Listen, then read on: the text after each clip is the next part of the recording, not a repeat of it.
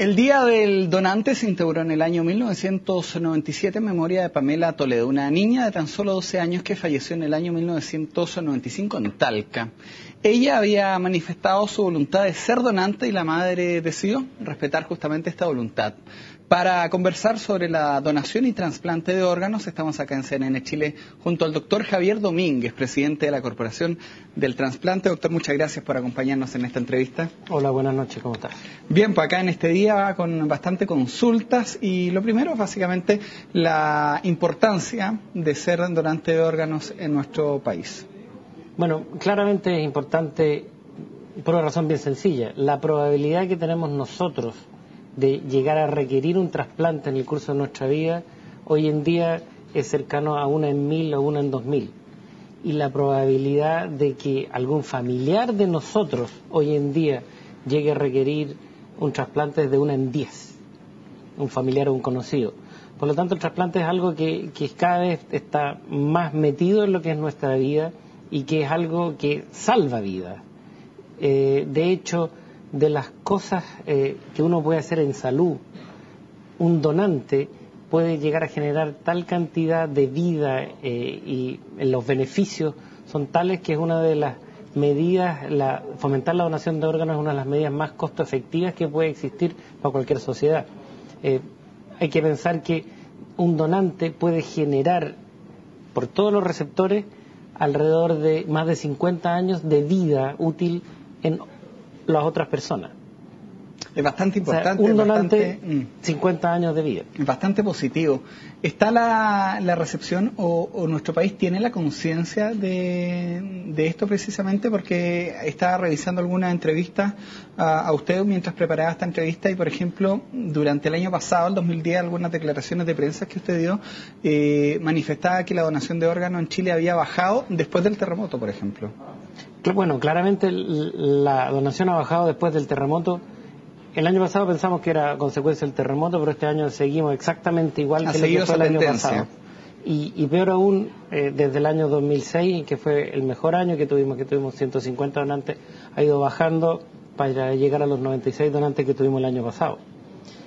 Lo cual es tremendamente preocupante. O sea, algo está pasando en nuestra sociedad que ha disminuido la donación de órganos. Inicialmente nosotros le hemos echado y siempre le hemos echado la culpa más que a la sociedad, al tema de una falta de infraestructura en los hospitales para detectar los donantes. Sin embargo, hemos visto, por ejemplo, con esta nueva ley del donante universal, en que ha habido una inscripción masiva de personas por no ser donante cuando renuevan su carnet de identidad. Hoy en día, más o menos el 40% de la gente que renueva su carnet de identidad, cuando le preguntan si quiere ser donante, dice que no quiere ser donante. Esto, por ejemplo, acá yo tengo el carnet de identidad mío, y a ver si lo podemos mostrar. Yo lo debo haber sacado el año pasado, me parece, y ahí se me consulta y esto ahora, en el mío por lo menos aparece. ¿Esto sigue manteniéndose así o ya no? Lo que pasa es que la ley cambió. Ahí, por ejemplo, ahí dice... La ley actual dice que todos somos donantes a menos que digamos lo contrario. Y el minuto para decir lo contrario es cuando uno renueva su carnet de identidad, la licencia de conducir, o que uno vaya específicamente al registro civil a inscribirse como no donante. Ya. Pero por distintas razones la cantidad de gente que se ha inscrito como no donante ha superado lo que nosotros esperábamos, lo que toda la gente esperaba, y supera lo que la gente manifiesta cuando uno le pregunta, hace una encuesta, ¿usted es donante? Más o menos el 35% de la gente dice, yo soy donante. Y más o menos otro 35-40% dice, sabe que no soy donante, pero me gustaría hacerlo. Y eso difiere mucho de este 40% de gente que dice que no quiere ser donante cuando renueva la licencia de conducir o el carnet de identidad. Doctor, ¿y la ley del donante universal que se cambió o se promulgó hace un par de años atrás, vino a beneficiar la donación de órganos en nuestro país? Esto fue originado por la muerte después de Felipe Cruzat, ¿se acuerda usted? El año 2006, bueno, 2008. El 2009 fue. 2009, claro. Exactamente. Claramente la ley del donante universal aquí en Chile ha sido un fracaso, un rotundo fracaso. no por ser generales después de la batalla, pero a nosotros nos preguntaron muchas veces si necesitábamos esa ley, dijimos que no, pero bueno, se aprobó la ley. Y yo creo que no solo ha sido un fracaso, sino que ha sido deleteria. Lo que yo les decía, este 40% de gente que se está inscribiendo como no donante, quiere decir que tiene un documento legal que dice que no quiere ser donante, y la familia, por razones obvias, va a respetar eso. Si eso es lo que pasa habitualmente, cuando la persona dice yo quiero ser donante, la familia lo respeta, y la familia normalmente accede a hacer lo que la persona ha manifestado en vida. Así que claramente estamos ante un problema, y yo creo que hay que reevaluar esa ley y hay que cambiarla lo antes posible. ¿Qué habría que cambiar? ¿Qué puntos están bajos en la ley? A ver, yo creo que, número uno, nunca necesitamos cambiar la ley. El problema nunca estuvo en el tema del donante universal o no. Dado que tenemos esta ley del donante universal hoy en día, que no nos está sirviendo, las alternativas son básicamente dos. O desvincular el acto de decidir sobre la donación de la renovación del carnet de identidad, porque obviamente la gente llega a renovar el carnet de identidad y no está preparada para tomar la decisión.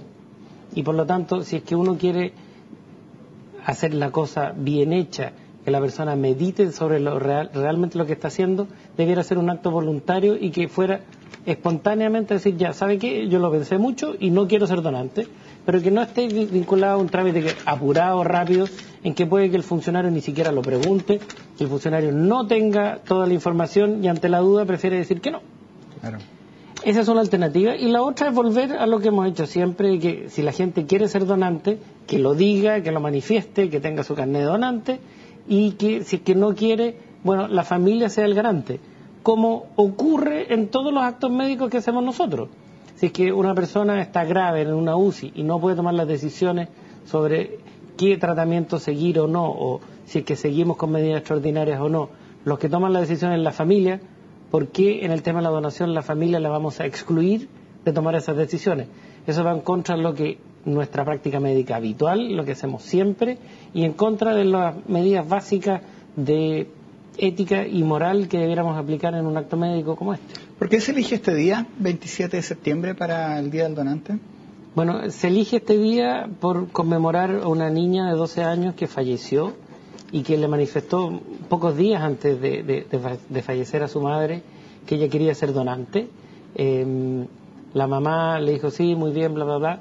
La mamá no estaba convencida de la donación, la niñita tuvo un accidente, falleció, y en ese instante la mamá se acordó de lo que habían conversado y dijo, bueno, en honor a ella yo quiero que mi hija sea donante.